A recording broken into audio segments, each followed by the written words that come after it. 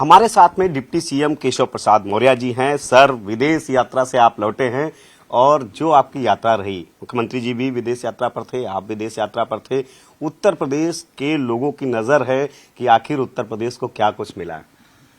देखिए, जब से देश की बागडोर माननीय प्रधानमंत्री श्री नरेंद्र मोदी जी के हाथों में आई है, पूरे विश्व के अंदर भारत की प्रतिष्ठा बढ़ी है, भारत के प्रति लोगों का विश्वास और भरोसा बढ़ा है, हमारी अर्थव्यवस्था का आकार भी बढ़ रहा है। इसके पहले भी हम लोग investor summit, global investor summit कर चुके हैं। इस बार 2 प्रतिनिधिमंडल विदेश गए थे। एक माननीय मुख्यमंत्री जी की अगुवाई में सिंगापुर और जापान गया था, और एक मेरी अगुवाई में जर्मनी और यूके के लिए हम लोग निकले थे। और दोनों यात्राओं का जो संकेत है, जो संदेश है, जो एमयू हैं, जो प्रस्ताव हैं, वो अपेक्षा से ज्यादा हैं, अपेक्षा से ज्यादा है। उत्तर प्रदेश में जहां बड़े पैमाने पर रोजगार सृजित करने की आवश्यकता है, ऐसे उद्योगों को लाने की आवश्यकता है, वहीं मैं देखा हूं अभी जर्मनी जब गया तो यूरोपीय यूनियन के साथ जो भारत की फ्री ट्रेड डील हुई है, और इसके बाद भारत के अंदर जो संभावनाएं लोग देख रहे हैं, इतना उत्साह मैं पिछली बार जब गया था, नीदरलैंड गया था, फ्रांस गया था, ऐसा उत्साह उस समय नहीं था जैसा उत्साह इस समय है। और इस समय उत्साह में एक और अतिरिक्त उत्साह है कि लोग दुनिया के अलग अलग देशों से भारत में निवेश करना चाहते हैं। भारत में जो देश का सबसे बड़ा प्रदेश उत्तर प्रदेश है, यहाँ निवेश करना चाहते हैं। तो हम लोगों ने बहुत सारे प्रस्ताव भी शामिल हुए हैं और बहुत सारे एमयू हुए हैं, बहुत सारे डेलीगेशन अलग अलग सेक्टर में अभी जर्मनी से और यूके से आने वाले भी हैं।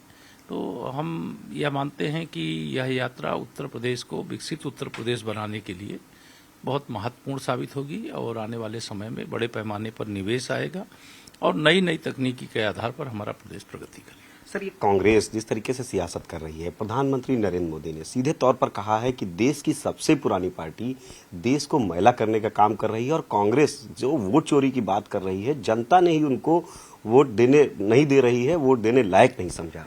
नहीं, देखिए, कांग्रेस का भविष्य राष्ट्रीय राजनीति में लगभग समाप्त प्राय है। 2024 के लोकसभा चुनाव में जो सीटें कुछ इनको मिली हैं, वह सीटें दुष्प्रचार के सहारे मिली हैं, अफवाह के सहारे मिली हैं, जनता को गुमराह करके मिली हैं, फर्जी वादों के आधार पर मिली हैं। लेकिन यह इनकी चरम सीमा थी।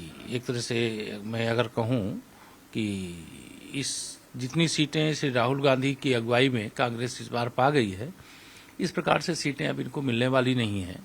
राज्यों में भी लगातार इनका पराभव हो रहा है। उत्तर प्रदेश में तो इनका कोई अस्तित्व ही नहीं है।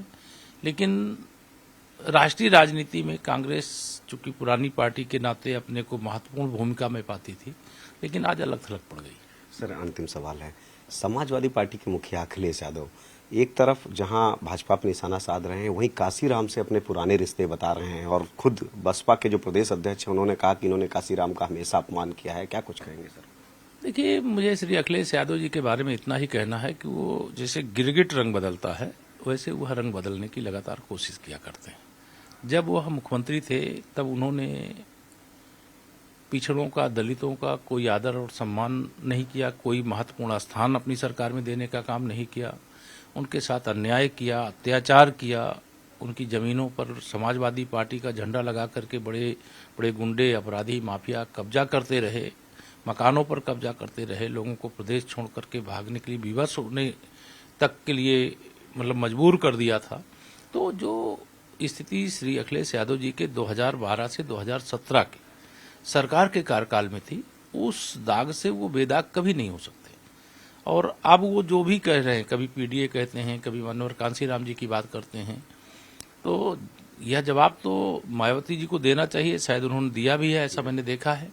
लेकिन यह कोई मुझसे तांबे के पत्र में लिखा करके ले ले, श्री अखिलेश यादव जी पिछड़ों के, दलितों के हितैषी कभी नहीं हो सकते। इनके दुश्मन तो हो सकते हैं, इनका शोषण तो कर सकते हैं, इन पर अत्याचार कर सकते हैं, इनके वोट लेने के लिए कोई ना कोई तिकड़म कर सकते हैं, लेकिन यह तिकड़म एक बार तो सफल हो सकता है, बार बार नहीं हो सकता। 2024 के लोकसभा चुनाव में इन्हें कुछ इस प्रकार का तिकड़म करने से फायदा मिल गया था, लेकिन अब जनता जाग चुकी है और जागने के बाद हरियाणा, महाराष्ट्र, दिल्ली प्रदेश और बिहार, यह जो 4 राज्यों में भाजपा की ऐतिहासिक जीत हुई है, उसके बाद श्री अखिलेश यादव जी हताश, निराश, उदास हो चुके हैं और उनका 2027 का राजनीतिक भविष्य दिखाई नहीं देता। ये हमारे साथ में डिप्टी सीएम केशव प्रसाद मौर्य जी थे। इनका सीधे तौर पर कहना है कि अखिलेश यादव पिछड़ों, दलितों के हितैषी नहीं हो सकते हैं और 2027 में इनका कोई भविष्य नहीं है। कैमरामैन गोपी गिरी के साथ संकेत मिश्रा, न्यूज़ 18 लखनऊ।